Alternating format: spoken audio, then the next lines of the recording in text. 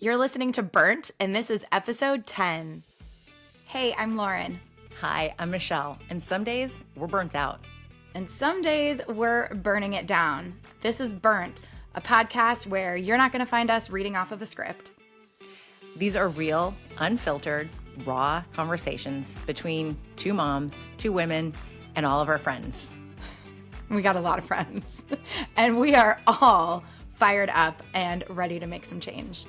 We're ready to burn it down, and we want you to join us on this journey where we aren't just burning it down, but we're figuring out how to fix it and rebuild it. Because you got to scorch a little earth, controlled burn, before something beautiful can grow. Join us every week here for Burnt, wherever you enjoy listening to podcasts. Hey, friends, before we dive into today's episode of Burnt, we want to issue a trigger warning. Today's episode with Lauren and I deals with sexual assault. We are talking about the Epstein Files. We're talking about Lauren's personal journey, and it is heavy. And so we want to make sure that we issue this trigger warning so that you don't have to tune in if this is something that weighs on you and is heavy. And we encourage you to seek any kind of help that is necessary, mental health, the help of the authorities, whatever it is that you need. And we also urge you to remember that this is not your fault if something similar has happened to you. It is not your fault. There's nothing to be ashamed of. We support you. We're listening to you, and we believe in you.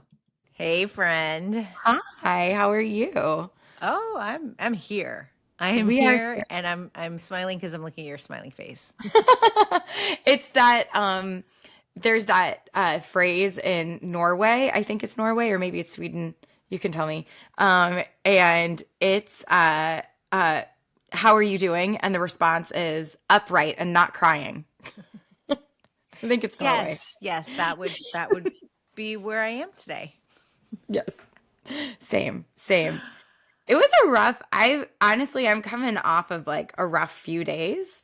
Yeah. So we're recording this on Monday the 17th. And as a survivor of sexual assault and an abusive relationship, the headlines have been really intense and hitting me a little harder than I expected. But PTSD is funny like that. You kind of can't really control it. It sort of just happens. Same. Yeah, same. Yeah, I shared on Threads, and I'm like, wow, so that went viral, and not what I want to go viral for, but okay. Hopefully Wait, what was it? Which one was it? The one that I shared yesterday about when I was younger, and like the people. I'm saying, do you want anybody who maybe hasn't seen it on Threads to know what you're talking about? I'm like, just go back to Threads. Just go visit my Threads. Yeah, when I was 13, a creepy ass white man kissed me for the first time and stole that. And I think that even some might say, oh, it's just a kiss. And even I think to myself, I'm like, that's what I'm just going to bury down for 31 years. And yet then I'm like, you creepy motherfucker. It was literally my 13th birthday. So I was 12 the day before, not even a teen. And to hear someone like Megyn Kelly, and this is really where it's burning me up because she's a mom of a 14-year-old, to say that 15 is close enough to 18, it's not. It absolutely is not. And for people to be making excuses, and even the people, the individuals, the men and the women who knew what was going on with Epstein, with this ring, and stood by, they are just as much to blame as the men who did this. Completely agree. And I think taking it further, the people who are now trying to find excuses as this information is trickling out, the people who are finding excuses for maybe it wasn't that bad, or I'm going to vote for him anyway because the ends justify the means, and their end goal is some political power play. So they've decided that excusing away sex trafficking and rape is acceptable. Those people now, like our real life, my neighbors, family members, those people, just as culpable. Like, it's because when we talk about rape culture, it's the entire ecosystem that allows it to exist. And so you might not be actually engaging in the crime, in the act itself, but if you are allowing an environment to exist where it is acceptable or excused, you are just as culpable. And I will die on that hill. 100%. 100%. And for those who said, well, we didn't know he was in the files. No, we did. We literally did. We've been saying it for years. Well, and okay, even if we take Epstein out of it, the grab him by the pussy moment should have been it. Should have been. And I really struggle with, and I think I've talked about this multiple episodes, I really struggle with people who claim to have the moral high ground and they use their religion as an example of that, and yet they are willing to shrug their shoulders at sexual assault and sex trafficking and child rape. Like that, I can't begin to think about the mental gymnastics, and I just have a really hard time with that.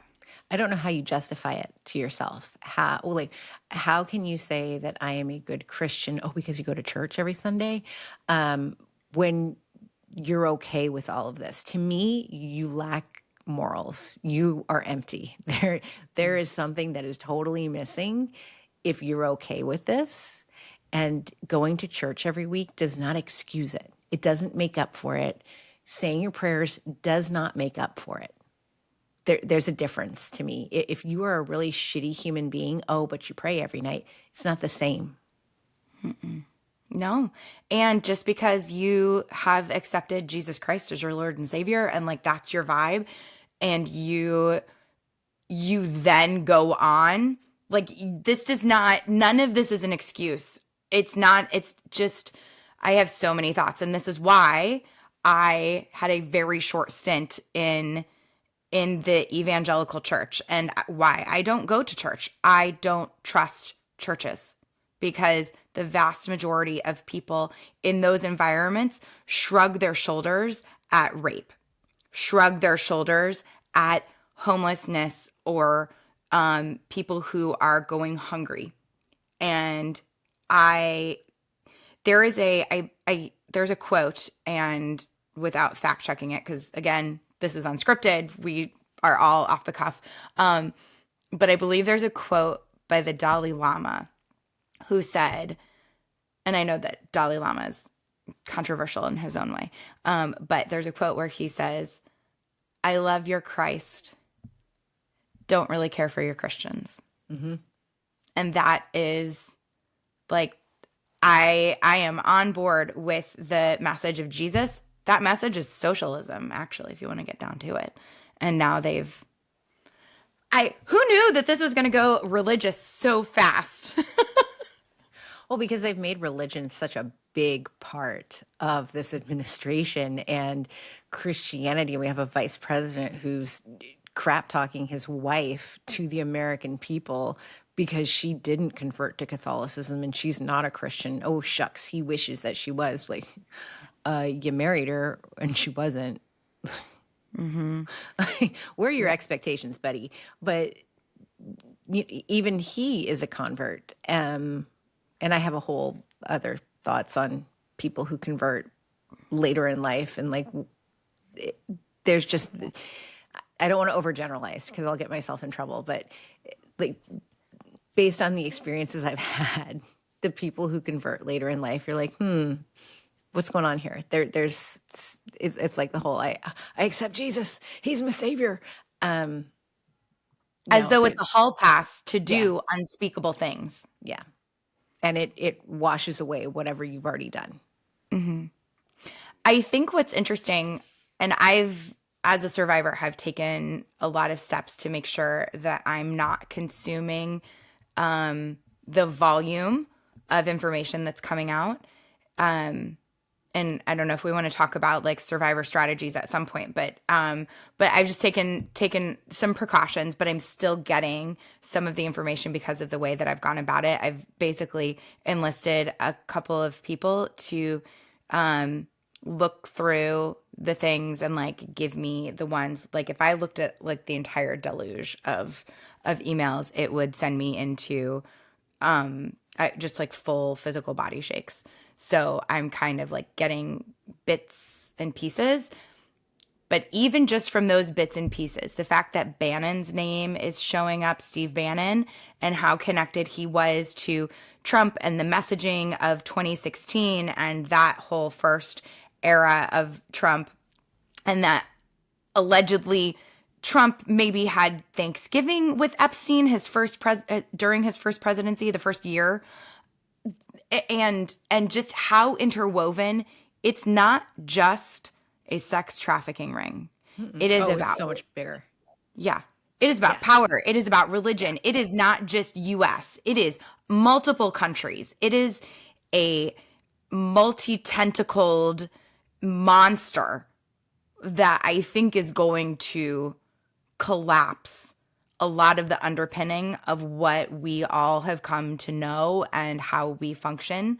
And that is exactly why they have fought so hard to keep these emails and these files from coming to public knowledge. Mm-hmm. Because, I mean, they've all of the things that he's done. He has torn down the East Wing. He's attacking Americans. He's attacking American cities. He's putting the National Guard in places where they have no business being, and basically declaring civil war by sending National Guard from one state to another state and declaring war on immigrants and starving people. Like all of this, I believe, comes back to an intent to keep those files from coming to light. Mm-hmm. And it's because of how much weight I think is going to fall when they come forward. I fully agree. You saw that Pence is in there too.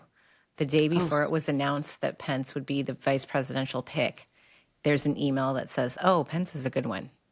So Epstein knew that Pence was the pick too the day before.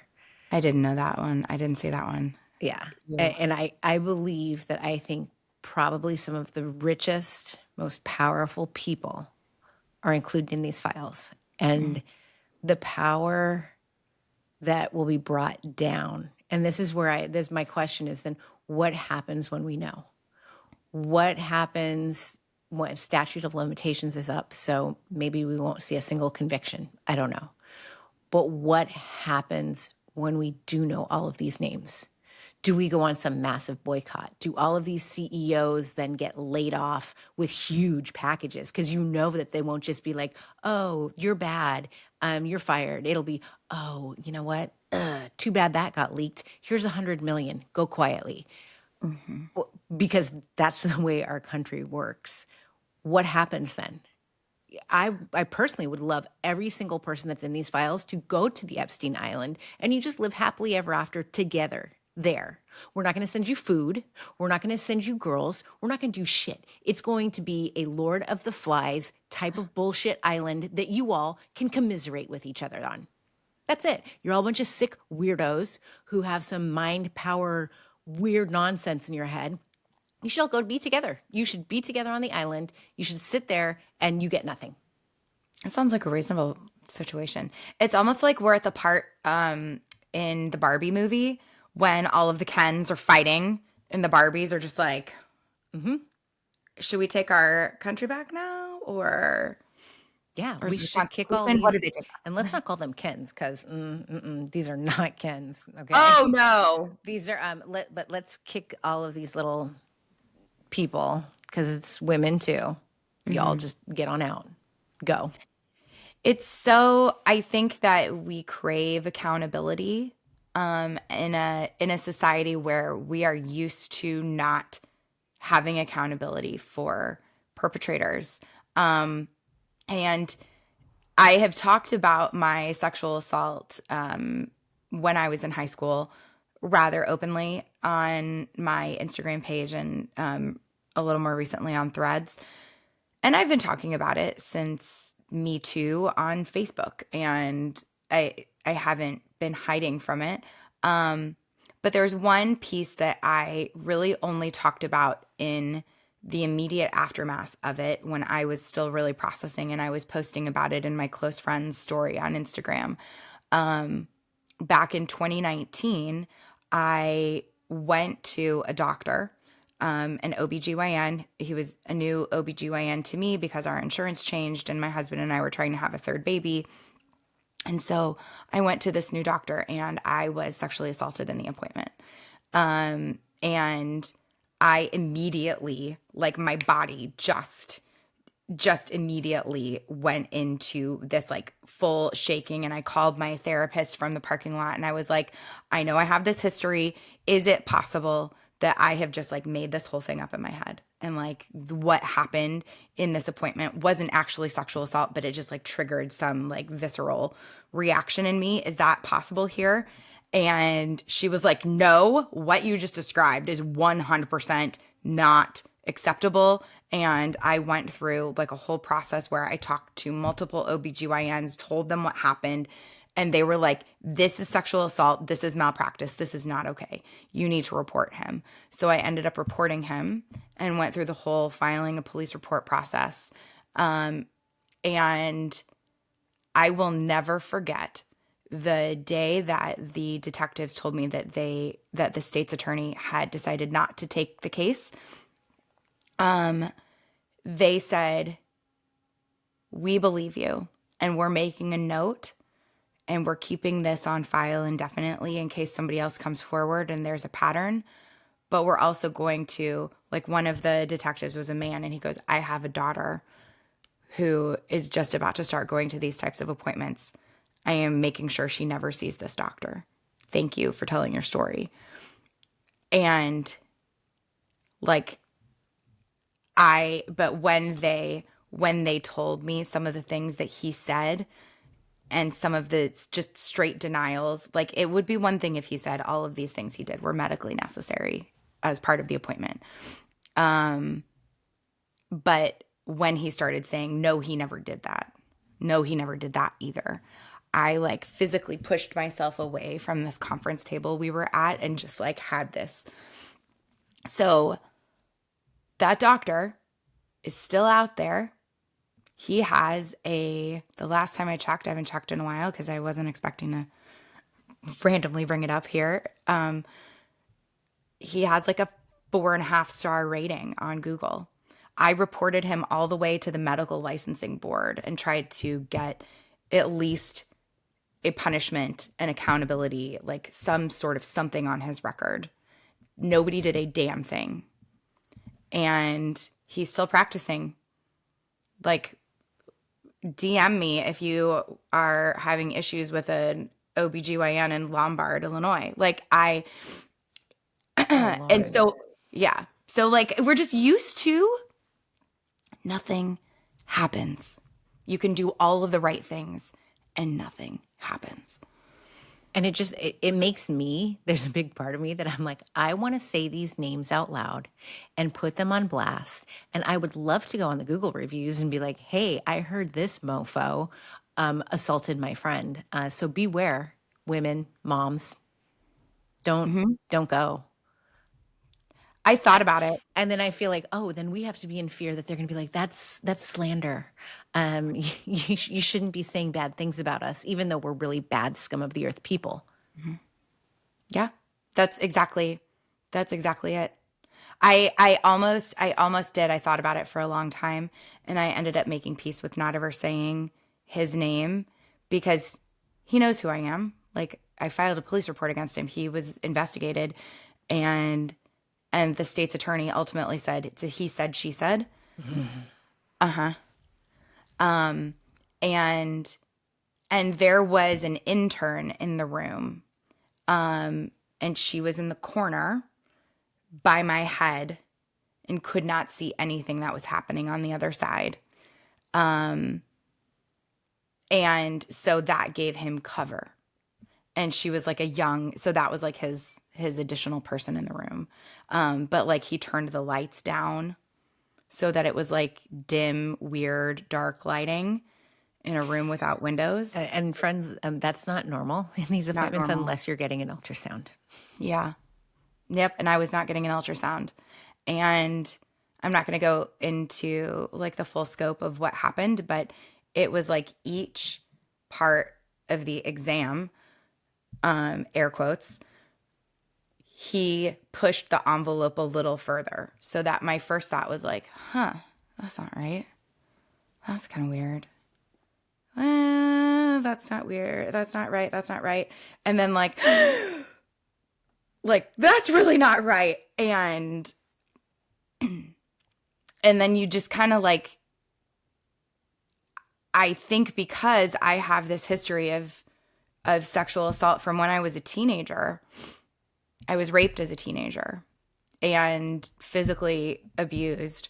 Um, and I think that according to my therapist and all the therapy I've done, it's like your body goes back into that freeze response,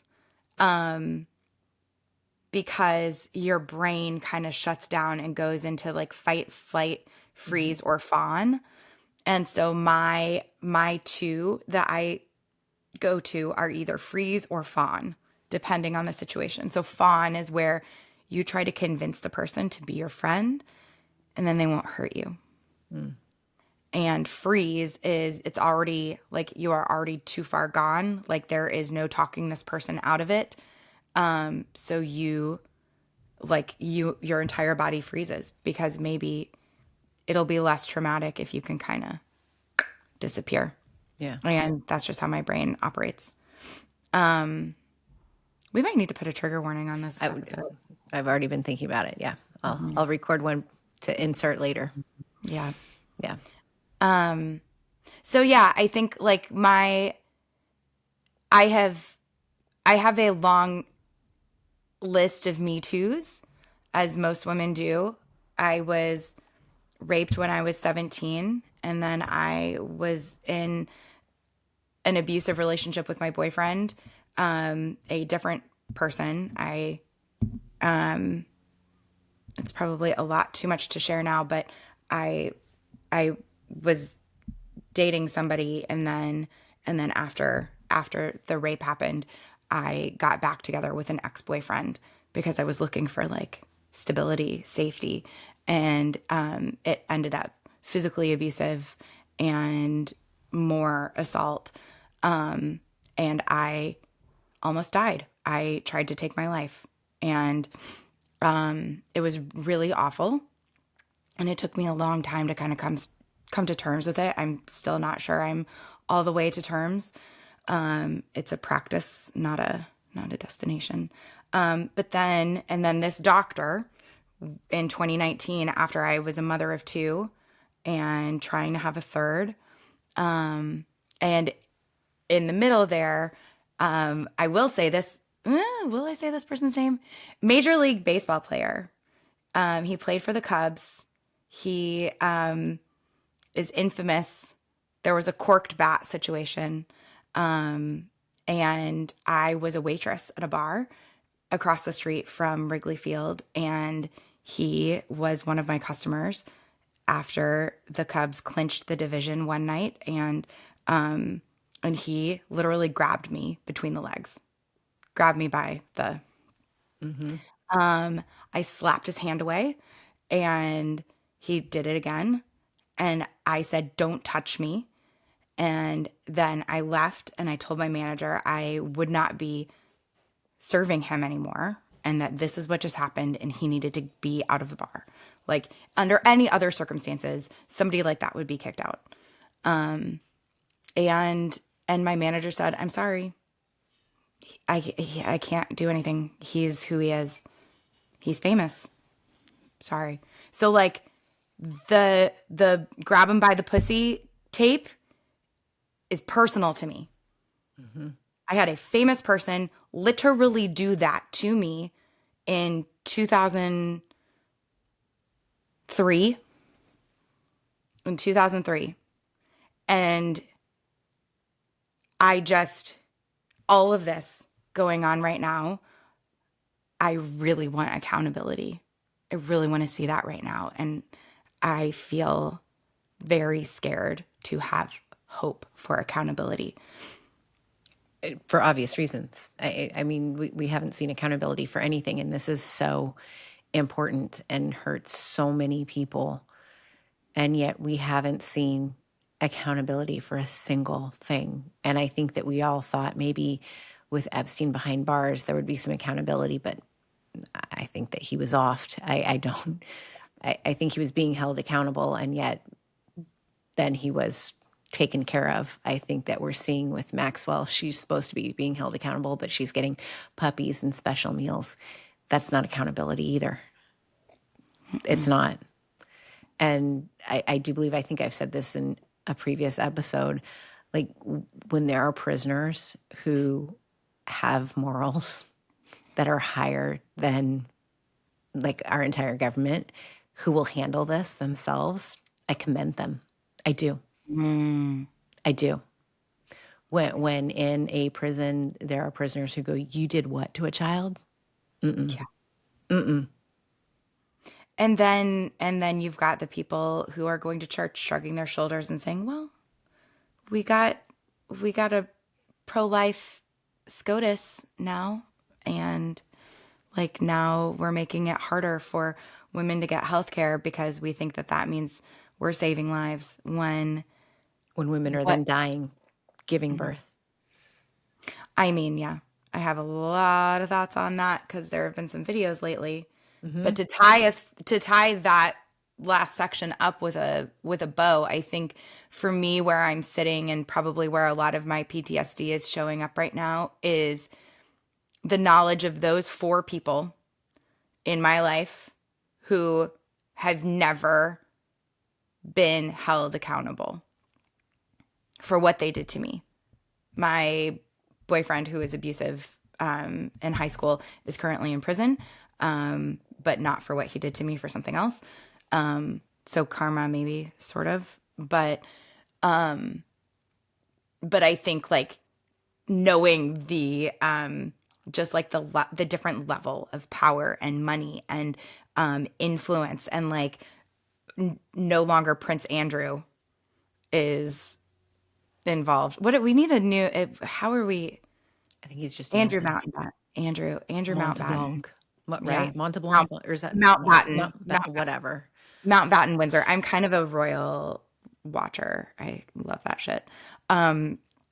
But like if the people who have such little power and influence, even the corked back Cubs player with a fair amount of like, just how can we possibly expect real true accountability for what is taking place right now? And I want nothing more than for accountability to happen here. And if it does, it will probably heal something in a lot of us as women, as survivors. I mean, I don't know a single woman who doesn't have a story, who doesn't have an experience of a hell that they've had to live through like this. I don't know a single one, except the ones who are too young, maybe, to have had them. The responses I've gotten that have crushed me are that 61 years later, I still remember it. That at 75, I still am not believed of what happened to me when I was a teen. This lives with you forever. Forever. It's literally like forever, forever. The details that, as much as we want to block certain things, these are things that are permanently there. They're permanent scars. And for anyone not to believe that, or for And someone that the disgusting ones are like, well, 18 should, like, it should be an adult lower than 18. That's the problem. Oh, okay. So yeah, we should make 15-year-olds adults, so that way that'll make all of this okay. yeah, it's really hard to exist in this world. And I think where I'm sitting right now, and I don't know if any of my any of the family in question will actually, I don't know if they even know about this podcast, let alone if they'll listen to it.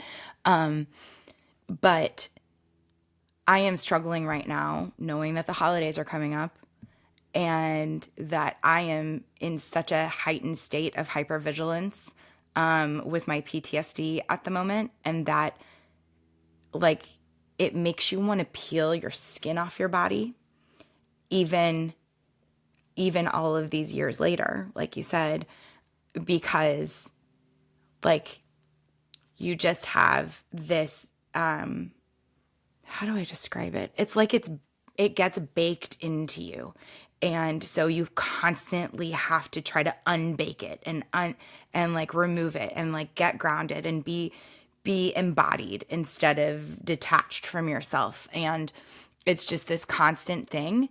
And I know for my own well-being, going to holiday gatherings in this heightened state of hypervigilance with people who are shrugging their shoulders, who voted for Trump probably 3 times in a row, and who think that what I'm doing with my voice is shameful, that I should keep things quiet, that I shouldn't share my every thought and feeling with the internet, that I am now expected to go and smile and say Merry Christmas with people who really just don't care about my humanity or the humanity of countless other women and children and men. I mean, like, they're a part of this too. The CEO of Abercrombie and Fitch is involved with this, and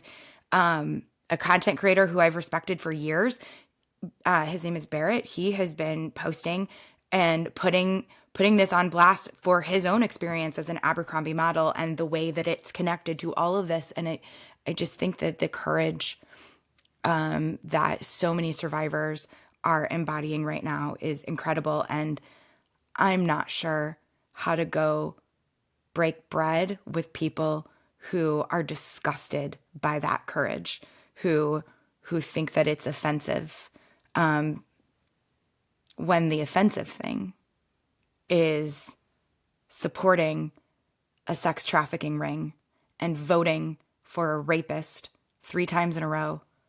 You knew in 2016 and you voted anyway, and then you did it again, and then you did it again. How are we supposed to go and like pretend it's fine? I don't know how to do that. I think this is when we create the family we want. Chosen family is huge. That's what I've learned in therapy. You just because you're related to them doesn't mean that that's what you have to spend your time with. Yeah. We have Ain't choice. that the truth? If you know about my story. Like, woo! Just because you are biologically related doesn't mean you are fam. What's up to my biological family if you're listening to this? And yet we don't talk. I think one of the things that I've been thinking about a lot is just like ways that I try to get bodily autonomy, because that is something so important for all of us, especially for survivors. And like, what are those things? And I want to pivot talking about childbirth, pregnancy, and doctors and all of that. Have you seen the horrific videos of the mistreatment of Black women in labor? I got a lot of thoughts, but I've been talking a lot, so you go first. I mean, you just watch it just for 5 seconds, and you can tell that that's wrong. I mean, the maternal mortality rate for Black women is so abysmal. I want to say, and I'll fact check this, I want to say it is 3 times more likely that a Black woman will die in childbirth than a white woman. And these are facts. These are Is 3 facts. times, is that correct? I want to say yes. It's definitely more than two. Yeah. Okay. Yeah. I am asking. I'm asking our friend Chatty G. Yeah. Okay, so the maternal mortality rate for white women, the data here from 2022 is white women, 19 deaths per 100,000 births, live births. For black women, that number is 49.5 deaths per 100,000 live births. So, like, we see the numbers, you know, the statistics. Now you're seeing the video footage of how we get there, how black women are disregarded for their pain, for their experience. I mean, medical books even say that black people have a higher pain tolerance, which is completely insane. And I think it's important that we have these conversations and also that there's video footage, because there are some things that you need to actually see with your own eyes. And for to some, under- it takes seeing it with their own eyes to believe it. They don't want to believe the facts, the research, the data that is actually out there. They have to see it. So if you don't believe what you read, then go watch the video to change your mind. Because you obviously need that proof to back it up. There it is. Exactly. And it's important, I think, that there's so much horrific video footage that is being shown right now of things happening to people across the world. And I think there's also a line of media literacy, of understanding what's AI, what isn't AI. And I don't know about you, but my kids can pick out AI real fast. Mm-hmm. And I think maybe the elder generation, like our parents' age, it's maybe a little bit harder for them to identify AI.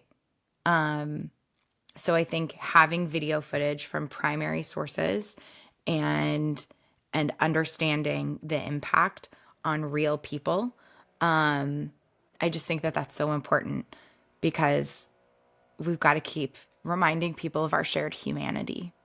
And if that requires exposing the pain, which is why I show up so vulnerably online, is okay, then I guess that's what it is. If I have to expose how brutal and painful it is to exist in a body that has been violated and that I learned was not mine, that if I have to show that pain for people to take it seriously and understand and say, like, oh, there's a blonde woman in the suburbs who's upper middle class and I can relate to her and she's a mom. Wait a minute, like, that's not what that's supposed to look like. So I think sharing our stories, sharing those experiences, it's absolutely essential right now. It's how we build empathy. You have to be able to put yourself in that situation to see that this has happened to somebody else. This is the pain that they have felt, that they continue to feel. And that's what we all have to carry with us in order to be empathetic people, in order to fight for one another, to say, no, I haven't experienced it firsthand, but that doesn't matter because it has happened to somebody else. And to prevent it from happening to another person, we have to be empathetic and to understand. And you don't have to fully understand. You don't have to go, oh, I know exactly what Lauren meant when she shared her story. But wow, I heard it and I felt it. And I don't want that to happen to Lauren. I don't want it to happen to my daughter. I don't want it to happen to my neighbor or any other woman or person on the planet. That's what empathy is. Yeah. And you sharing your story, I mean, for listeners who don't know, like, this was a first for me.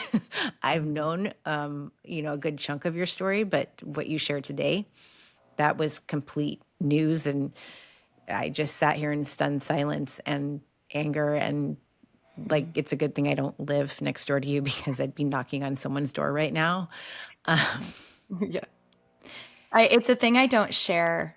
I don't talk, and that comes back to the shame of it, because it's one thing to say, I was sexually assaulted in high school. I was in an abusive relationship in high school. And then to be able to say, there were two different situations. There was one person, one time, and then there was a relationship with somebody else where it was like prolonged and more nefarious. It's easy to say, I was sexually assaulted, and then leave it at that. Not easy, but it is exponentially more difficult to start itemizing it out. And I have struggled with even saying, I've been raped more than once. I struggle with saying that. And then to say, oh yeah, and there was this famous baseball player. Oh yeah, and then there was this doctor. Like, how shameful that then the questions are going to, like in my head, people are going to listen to this episode and they're going to be like, what the fuck is wrong with her? What happened? How could somebody put themselves in that position? When the position was, I went to a dance with a boy who was older than me, and he took me 45 minutes away from where we lived. I did not have a cell phone. I did not have transportation. That was the first time. The second time was I was with a boyfriend, a relationship, and I was so broken because of what happened the first time. I was so whittled down that then I became suicidal. And then the baseball player, I was working. I was wearing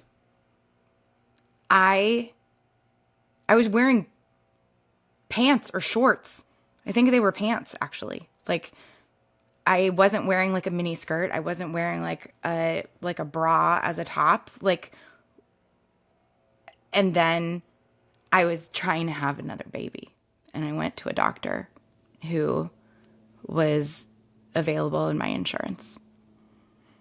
And And so it shouldn't matter what you were wearing. You could have been at the beach wearing a bikini. That does not mean, hey, I'm up for grabs. It doesn't mean that. And I completely get it, because as I posted yesterday, I thought, oh, somebody's going to go, oh, it was just a kiss. Like, shut the fuck up. And I actually put that in my post to say that, yeah, maybe it does look like this, but because there is that shame, and there shouldn't be. We didn't do anything wrong. nothing. We were just breathing human beings. We've done nothing wrong. You've never done anything wrong. You're not wearing the wrong outfit. You are perfect. It is these individuals who are the wrong ones, who should be ashamed, who should never get a night's sleep or peace in their lives because they don't deserve it. And it's the culture that allows people like this to exist in comfort, in secrecy, with the idea that they have a right to somebody else's body. It's the entire fucking system. It is the people who are shrugging their shoulders right now as these emails come out, and they're saying, oh, it's a hoax. Oh, it wasn't that bad. They were 15.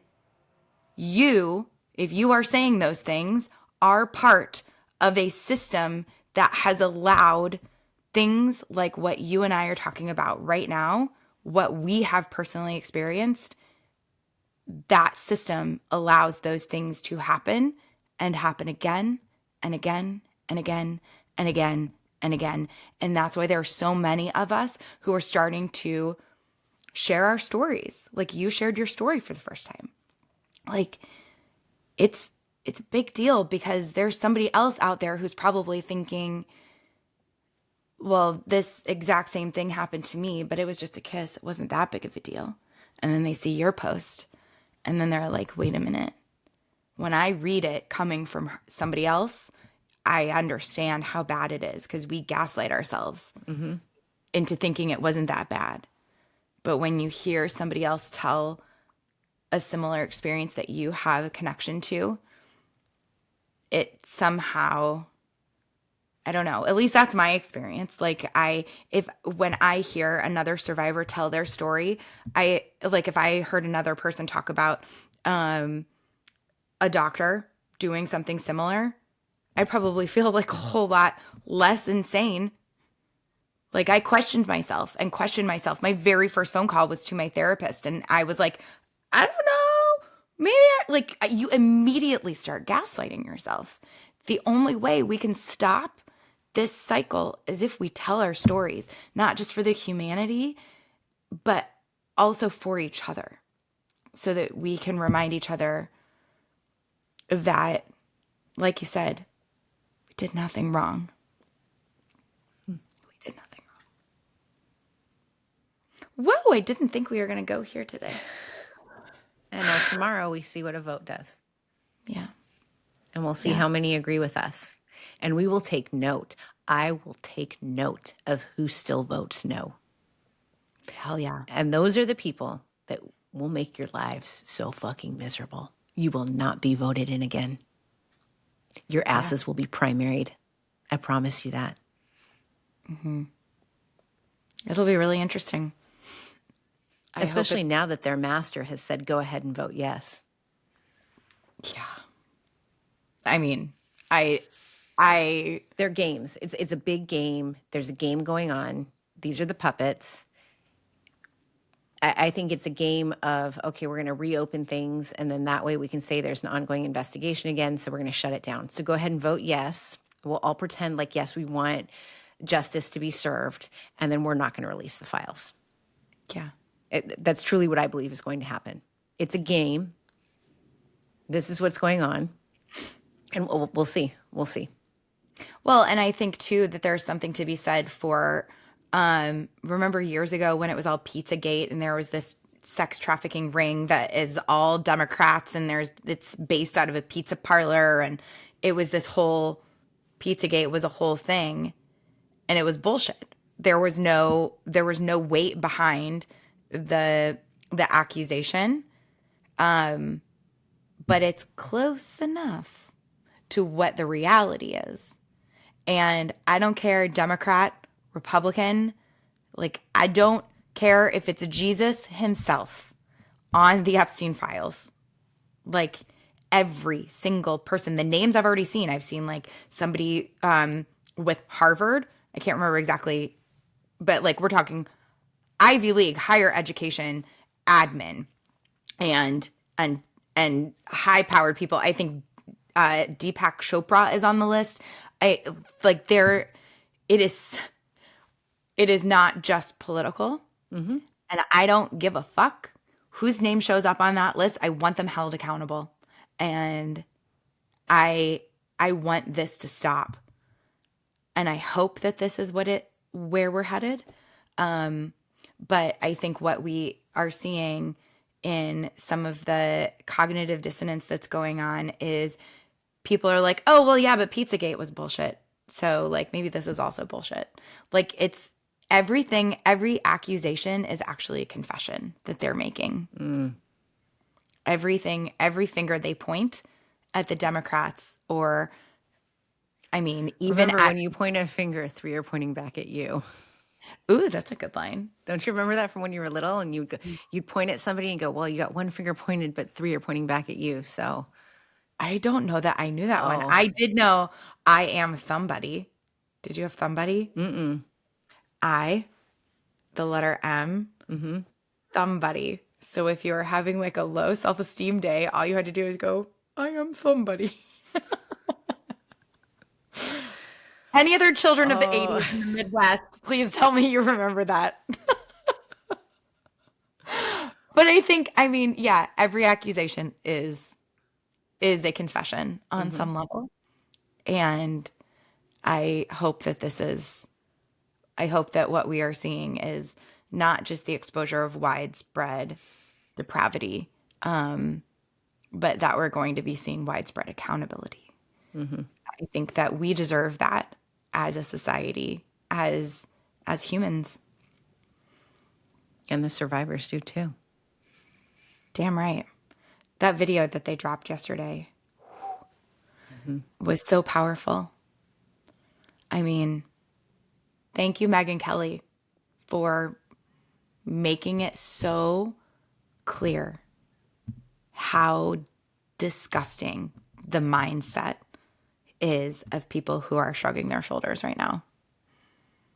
Because it was just so perfect the way that I don't know how much lead time they had in producing the survivors in producing that, but it was kind of perfect to clap back at Megyn Kelly and anybody else who's saying that these survivors are somehow responsible for harm that was caused to them. It's just, oh, what a wild time to be alive. Yeah. Yeah.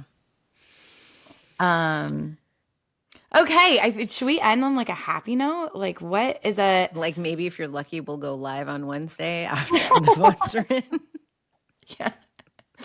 I mean, I think it's clear. What do we want to burn down right now, and how have we been burnt? I think that message is cleared, clear, very clear. But I feel pretty motivated to continue using my voice, because there is a sense of when I feel like I'm struggling to get out of bed, or I'm struggling to do the next thing on the to-do list. But if I use my voice in some way, even if it's a 40-second video of me yapping to the camera, I feel like a wave of like, okay, you can do this. Okay, we can go. We can keep fighting. We can go. We can call Congress. We can start working on these other elections. We can support our communities who are being attacked by ICE and who are going hungry. Like, we can do these things. That's how I'm finding a resurgence of my sense of empowerment, is by using my voice. So I'm just going to continue. I love that. I'm glad. We're lucky How do you that find? it's a combination. Right now, it's when I'm cooking and we're doing these fun videos. Jeffrey and we're cooking, and yet we're also like bitch slapping you in the face of here's what's going on politically. Enjoy this meal and this cute video of us cooking. And by the way, did you see that the Epstein Files are going to be released? Minor detail. Yeah, minor details, but that's bringing awareness while also showing that you can still show up for your family, and that we are doing that because we don't have a choice. We're both. We're straddling these two worlds, and I think that's for all of us, that we do have families that we are here for. And like yesterday, I was putting on a happy face and making pumpkin snickerdoodles while also putting up a video and being like, pay attention. Absolutely. And it's not that we bury things down, but we have to show up in our everyday lives too, and keep going. Yep. I've been getting a lot of snuggle time in with particularly my littlest. He's still in the snuggle phase, and I feel like it's like if I can get him in for a movie. But we went on a little family date night, and it was a hard one for me, to be honest. I really struggled trying to nothing I put on felt good. I just felt like I wanted to crawl under my weighted blanket and disappear, and I didn't want to be seen by people. I didn't want to exist out in the world. But I made myself do it. I was like, all right, we got to pull this together. We got to find a way. And it was one of the most rejuvenating moments, even though it was only a couple hours. It was still like, okay, you can keep going. Like, look at these kids. Look at those leaves. Look at that random family over here at this table laughing about something where you can tell it's just this belly laugh of joy. And look at that sweet couple who are like, they've been together for decades and decades, and they're getting wrinkly, and they're looking at each other in the candlelight. Like, just find these like little snapshots of moments to remind yourself what it's all for. I love that. And I love you. I love you. Until maybe Wednesday or another day.